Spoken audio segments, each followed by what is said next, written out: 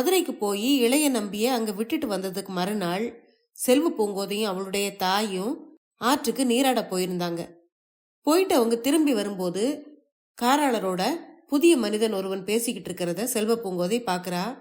அந்த புதிய மனிதனும் அவளுடைய தந்தை காராளர்கிட்ட மதுராபதி வித்தகரை போய் பாக்குறதுக்கு ஏற்பாடு பண்ணும்படி கேட்கறத அவளால புரிஞ்சுக்க முடிஞ்சது.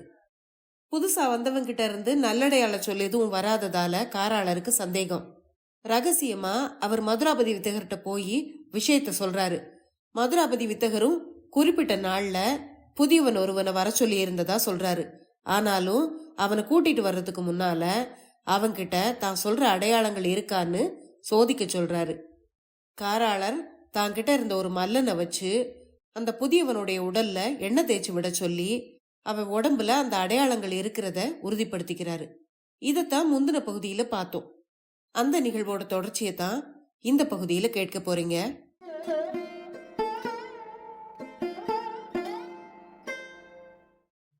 அனைவருக்கும் வணக்கம்.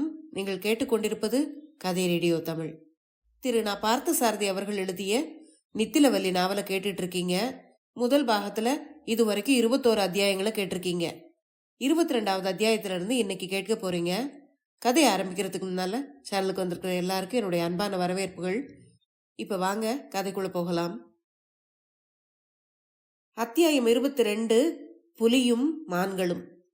எண்ணெய் நீராடிய களைப்பில் உண்டதும் அயர்ந்து உறங்கி விட்டான் அந்த புதிய மனிதன். அரங்கோட்டத்து மல்லனும் காராளரின் குறிப்புப்படி உறங்கி எழுந்த பின்பே அந்த புதியவனை தன்னோடு வருமாறு அழைத்தான். எங்கே அழைக்கிறாய் என்னை? பயனில்லாத காரியங்களுக்காக அலைய எனக்கு இப்போது நேரமில்லை என்று பதில் வந்தது அந்த புதியவனிடமிருந்து. 5 தினங்கள் ஆனாலும் நான் உறக்கத்தை தாங்குவேன் என்று சொன்னவன் உண்ட களைப்பு தாங்காமல் உடனே உறங்கிவிட்டதை கண்டபோது தொடர்ந்து பல நாட்கள் அவன் உறங்க முடியாமல் கழிந்திருக்க வேண்டும் என்று தெரிந்தது மல்லனுக்கு. பயனில்லாமல் எங்கேயும் உங்களை அழைக்கவில்லை. எங்கே போக வழி கேட்டு வந்தீர்களோ அங்கே உங்களை அழைத்து வர சொல்லி கட்டளை கிடைத்திருக்கிறது என்றான் மல்லன். மறுபேச்சு பேசாமல் உடனே மல்லனை பின்தொடர்ந்தான் புதியவன்.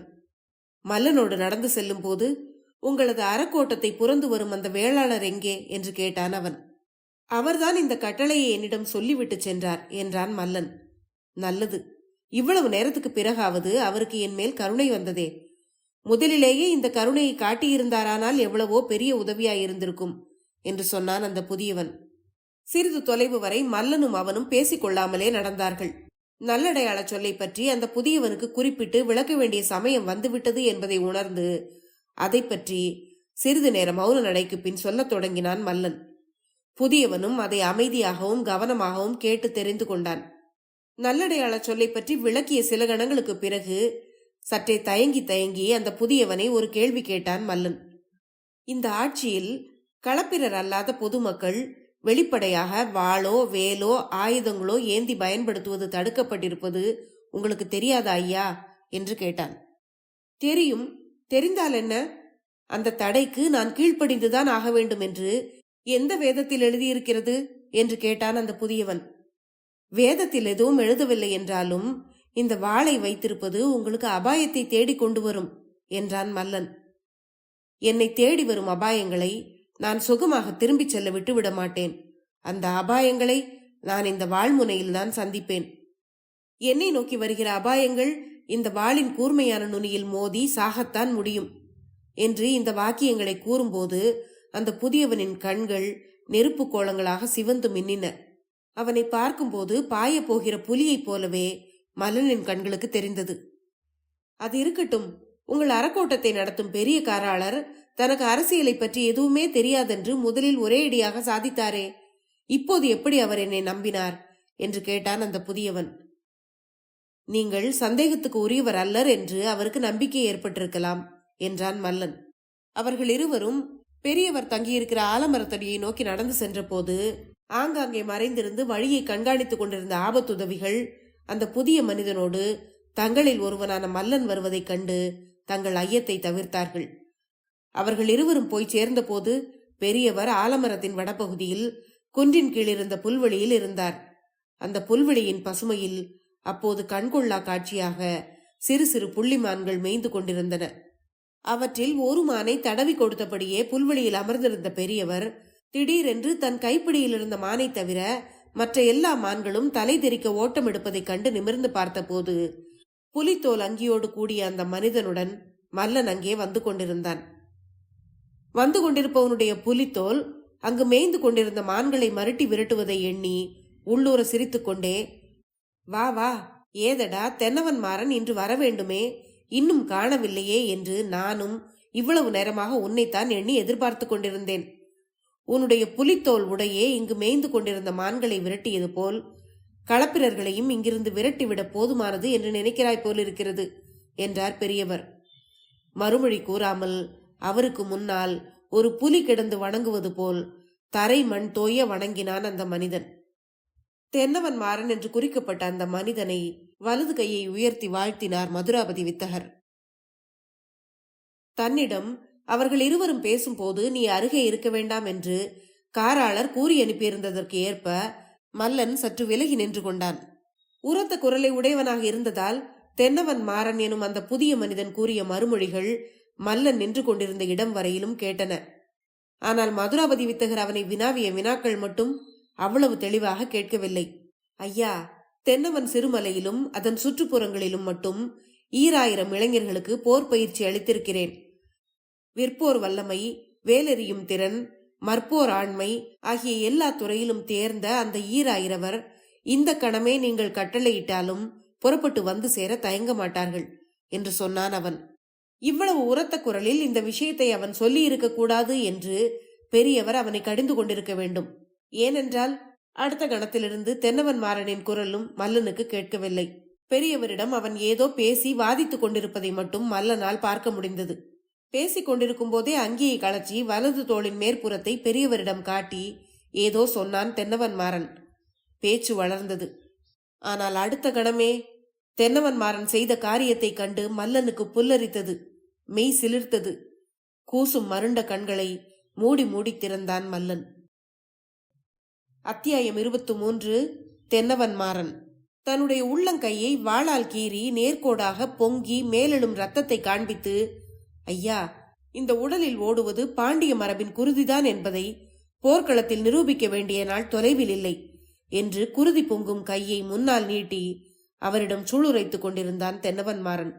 அதை கண்ட மதுராபதி வித்தகர் சற்று உரத்த குரலில், பகைவனை கருவறுத்து நிர்மூலமாக்கும் கனலை உள்ளேயே வளர்த்து வருகிற எந்த சாதுரியமுள்ளவனும் அந்த கனலின் வேர்வையை கூட தன் புற உடலில் தெரியவிடக்கூடாது.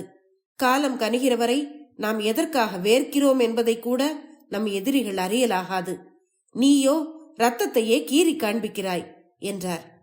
ஐயா, உங்களிடம்தான் நான் அதை காண்பிக்கிறேன், எதிரியிடமில்லை என்றான் தென்னவன் மாறன். ஒரு எதிரியை சந்திக்கும் போதும் இதே உணர்ச்சி வேகம் உனக்கு வர முடியாதென்பது என்ன உறுதி? நீ மான்கள் அஞ்சு ஓடும் புலித்தோல் அங்கேயே அணிந்திருக்கிறாய். மனிதர்கள் ஐயுறவு கொள்ளும்படி வாளை உருவி காட்டுகிறாய். இதுவே உன்னை களப்பிரர்களுக்கு காட்டி கொடுத்து விடும். தென்னவன் சிறுமலையில் ஒருவன் புலித்தோல் அங்கி அணிவது இயல்பு. ஆனால் இங்கே இந்த மருத நிலத்து ஊரிலும் நாகரிகமான கோநகரிலும் இதை மருண்டு போய்தான் பார்ப்பார்கள். நீ பெரிய வீரன் என்பதிலோ உடல் வலிமை உள்ள பலவான் என்பதிலோ நான் கருத்து வேறுபடவில்லை. ஆனால் உன்னுடைய உரத்த குரலும் வஞ்சகம் இல்லாமல் உடனே விருப்பு வெறுப்புகளையும் கோபதாபங்களையும் காட்டிவிடும் வெள்ளைத்தன்மையுமே உன்னை காட்டி கொடுத்து விடுமோ என்றுதான் கலங்குகிறேன். தென்னவன் மாறன் இதற்கு மறுமொழி எதுவும் கூற முடியவில்லை. குனிந்த தலை நிமிராமல் பெரியவரின் எதிரே நின்றான் அவன். எதிரே அவன் நிற்பதையே கூர்ந்து நோக்கி கொண்டிருந்தார் பெரியவர். அவ்வாறு நெடுநேரம் நோக்கி கொண்டிருந்த பிறகு அவர் கூறினார், நீ சில நாட்களுக்கு இங்கேயே நம்முடைய திருமோகூர் பெரிய காராளரோடு தங்கியிரு. நான் மீண்டும் உன்னை கூப்பிட்டு சொல்லுகிற வரை தென்னவன் சிறுமலைக்கு நீ திரும்ப வேண்டாம். கோநகருக்குள் நீ போகவே கூடாது என்று அவனுக்கு ஆணையிட்டார் மதுராபதி வித்தகர். உங்கள் கட்டளைக்கு பணிகிறேன் ஐயா என்று கூறி தென்னவன் மாறன் தலை வணங்கி விடைபெற இருந்த போது தொலைவில் பெரிய காராளர் பரபரப்பாக வருவது தெரிந்தது. அங்கிருந்த 3 பேருமே காராளருடைய எதிர்பாராத வருகையால் கவரப்பட்டார்கள். காராளர் அப்போது தன்னை தேடி வருகிற காரியம் புதிதாக வந்திருக்கும் தென்னவன் மாறன் முன்னிலையில் தெரிவிக்கப்பட வேண்டாம் என்று மதுராபதி வித்தகர் கருதினார். உடனே, மல்லா, இவனை அழைத்து கொண்டு நீ காராளர் மாளிகைக்கு போ.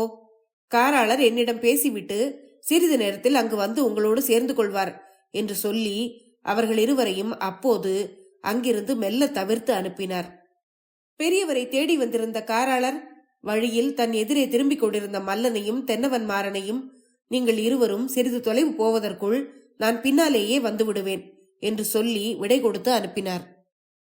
அவர்களும் மேலே நடந்தார்கள். காராளர் அருகே வந்ததும் பெரியவருக்கு எதிரே தயங்கி நின்றார். என்ன நடந்தது என்று கேட்டார் பெரியவர்.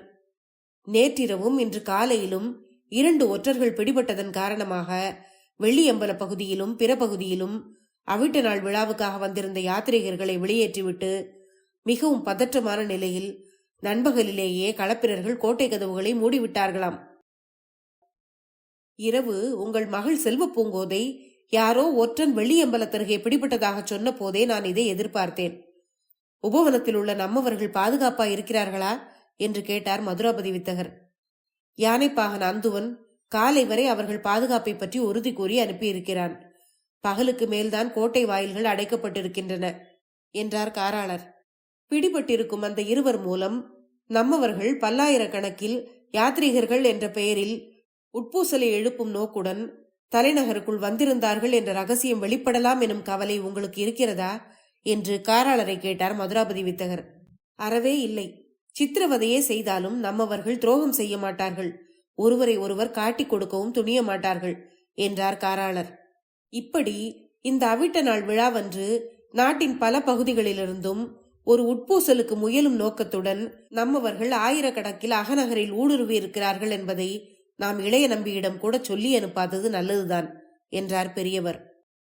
ஆனால் அழகன் பெருமாளுக்கும் மற்றவர்களுக்கும் அது தெரிந்திருக்கும் என்றார் காராளர். ஆம், என்னுடைய கட்டளைகளை மிகையாகவோ குறைவாகவோ புரிந்து கொள்ளாமல் சரியாக புரிந்து கொள்கிறவன் அவன்தான். அவனிடமிருந்து பிறர் யாரும் அறிந்திருக்க முடியாது என்றார் பெரியவர். நாம் பொறுத்திருந்து பார்ப்போம் ஐயா.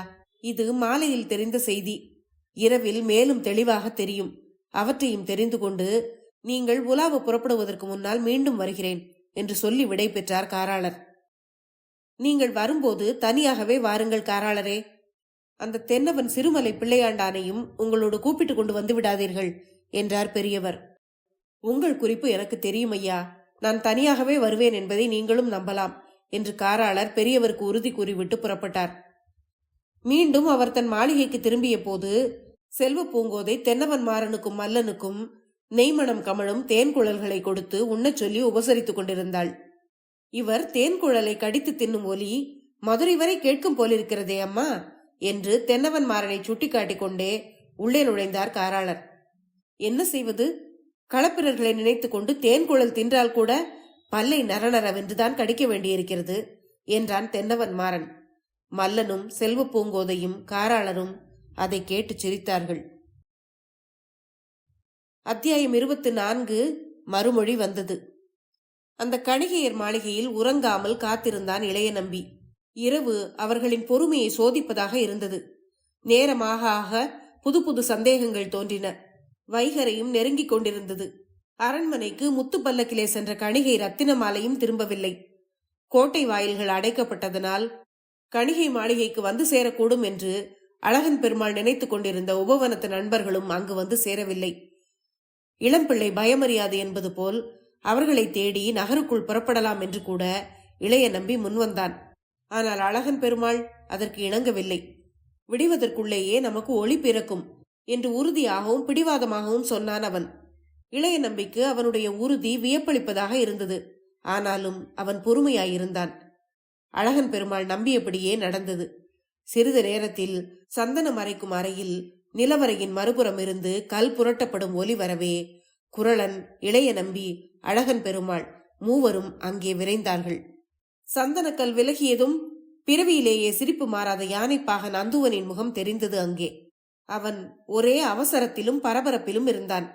மேலே படியேறி வராமல் தலையை மட்டும் அங்கிருந்து நீட்டிக்கொண்டு விஷயத்தை கூறத் தொடங்கினான் அவன். உங்களுக்கு சில செய்திகளை கூறி எச்சரிக்க வேண்டும் என்பதற்காகவே திருமஞ்சன கூடத்தோடு வைகைத்துறைக்கு புறப்படும் நேரத்திற்கு சில நாளிகைகள் முன்பாகவே இன்று காலையில் புறப்பட்டேன். இன்னும் சில நாட்களுக்கு நீங்கள் யாருமே உபவனத்துக்கு திரும்ப வேண்டாம். உபவனமும் பூதபயங்கர படையின் கண்காணிப்பில் இருக்கிறது. திருமருத முன்துறையில் யானையை நிறுத்திவிட்டு உடன் வந்த பாகனிடம் நீராடி வருவதாக பொய் சொல்லிவிட்டு நீந்தியே உபவன கரையில் ஏறி பதுங்கி பதுங்கி மறைந்து நிலவரையில் நுழைந்து இங்கே ஓடி வருகிறேன். விரைந்து நான் திரும்ப வேண்டும், இல்லாவிட்டால் மற்றவன் என்னை சந்தேகப்படுவான் என்று கூறிய அந்துவன் உடனே அங்கிருந்து திரும்பிவிட்டான். அவர்களும் அவன் கூறியவற்றை கேட்டுக்கொண்டு உடனே அவனை திரும்பி போக விட்டு விட்டார்கள். அவனுடைய கடமை உணர்வை எல்லாருமே பாராட்டி தங்களுக்குள் மகிழ்ந்து கொண்டார்கள். அந்துவன் ஒரு மின்னலை போல் வந்துவிட்டு போன பின் இந்த மாறுபட்ட நிலைமைகளால் ரத்தினமாலை திரும்ப வருவது பாதிக்கப்படுமா என்று அழகன் பெருமாளை கேட்டான் இளைய நம்பி. நாம் இப்போது கவலைப்பட வேண்டியது உபவனத்திலிருந்து காலையில் நகருக்குள் வந்திருக்கும் நம்முடைய நண்பர்களை பற்றித்தான் இருக்க வேண்டுமே அன்றி ரத்தினமாலையை பற்றி இருக்க வேண்டியதில்லை என்றான் அழகன் பெருமாள். அது ஏன் என்று கேட்டான் இளைய நம்பி. அவள் உறுதியாகவும் பயன்படுகிற வகையிலும் நிச்சயமாக திரும்பி வருவாள் என்று அழகன் பெருமாள் நம்பிக்கையுடன் சொன்னான். அந்த கணிகை மாளிகையிலேயே வைகரை நீராடி முடிந்த இளைய நம்பிக்கும் அழகன் பெருமாளுக்கும் பூசிக்கொள்வதற்கு நிறைய சந்தனம் அரைத்து கொடுத்தான் குரலன். சந்தனம் பூசிக்கொள்ளும் மகிழ்ச்சியிலா இப்போது நாம் இருக்கிறோம் என்று அதை மறுத்த இளைய நம்பியிடம், அப்படி சொல்லாதீர்கள் ஐயா, நம் குரலனால் ஒரு பணியும் செய்யாமல் சும்மா இருக்க முடியாது. அவனுடைய சந்தனம் அரைக்கும் பணியை நமக்காக அவன் செய்திருக்கிறான். சந்தனத்தை வாங்கி பூசிக்கொள்ளுங்கள். நடக்க இருக்கும் காரியங்களை கூட மங்கள நிறைவுடையதாக்கிவிடும் சக்தி பொதிகை மலை சந்தனத்துக்கு உண்டு என்று பரிவோடு சொன்னான் அழகன் பெருமாள். அரைத்து கொண்டு வந்து அன்புடன் தருகிறவன் மனதை ஏமாற்ற விரும்பாமல் இளைய நம்பியும் சிறிதளவு சந்தனத்தை எடுத்து பூசிக்கொண்டான். ஆனால் அழகன் பெருமாள் வாரி வாரி சந்தனத்தை பூசிக்கொண்டான். குரலன் தானே முன்வந்து இளைய நம்பியின் பொன்னிற முன்கைகளில் சந்தனத்தை பூசிவிட தொடங்கிவிட்டான்.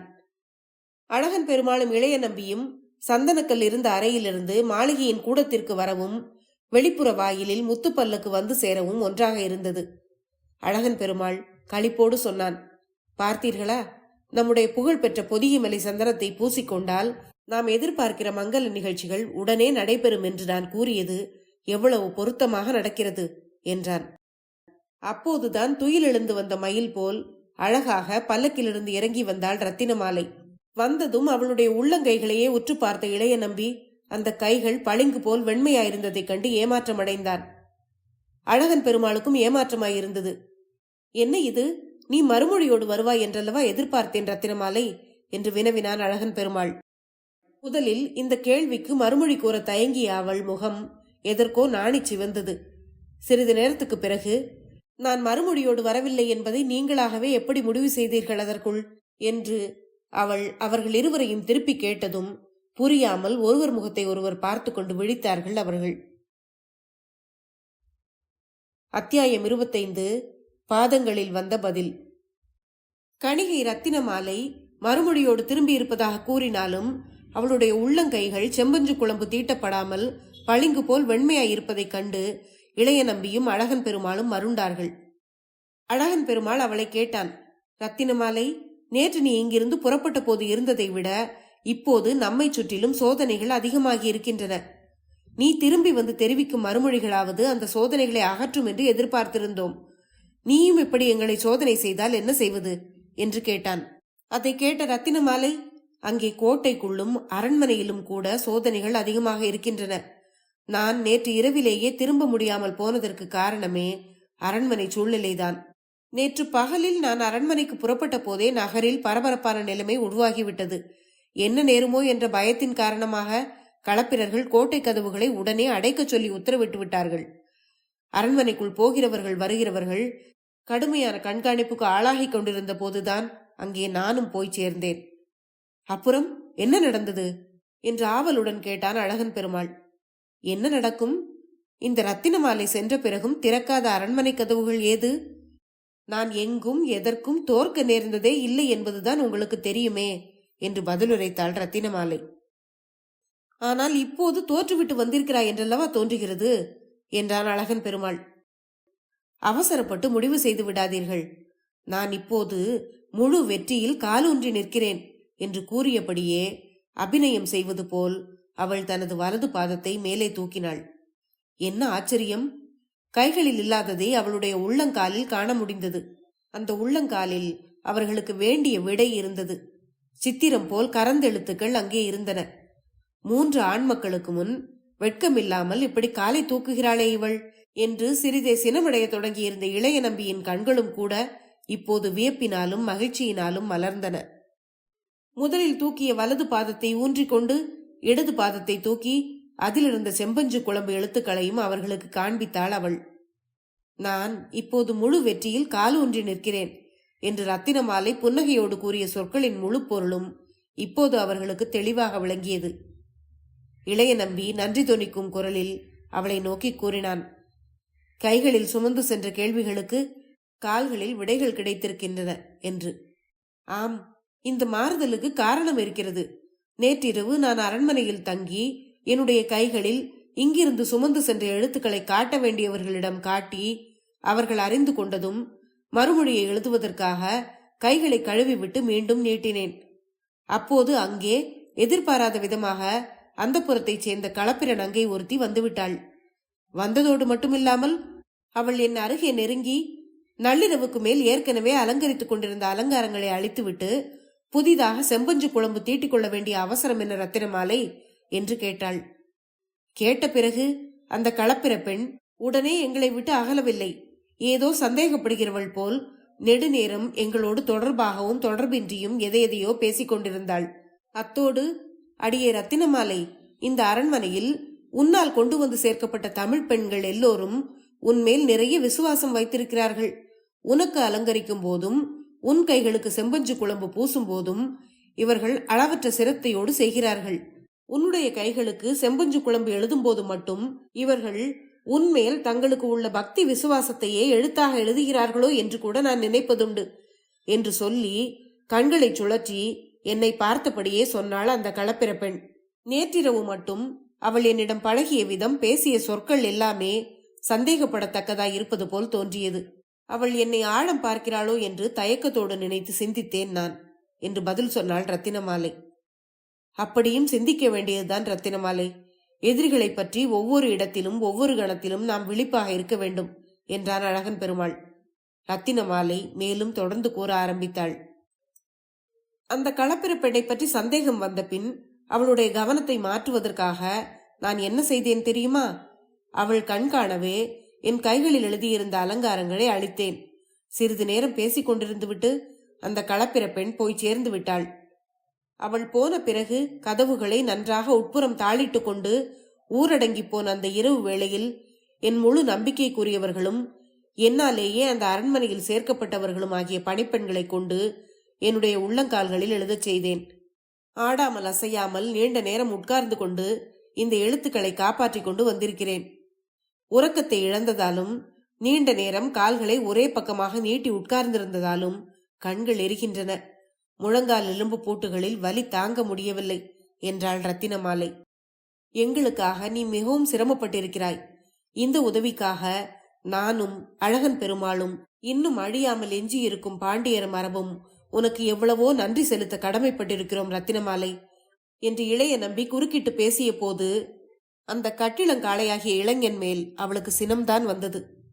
நினைவு தெரிந்த நாளிலிருந்து பெரியவர் மதுராபதி வித்தகரின் ஆசியோடு இந்த பணியில் ஈடுபட்டிருக்கும் தன்னை அந்நியராக வந்த யாரோ ஒரு புதியவருக்கு நன்றி சொல்லி ஒதுக்குவது போல் அவன் ஒதுக்கியது அவளுக்கு சினத்தை ஊட்டியது.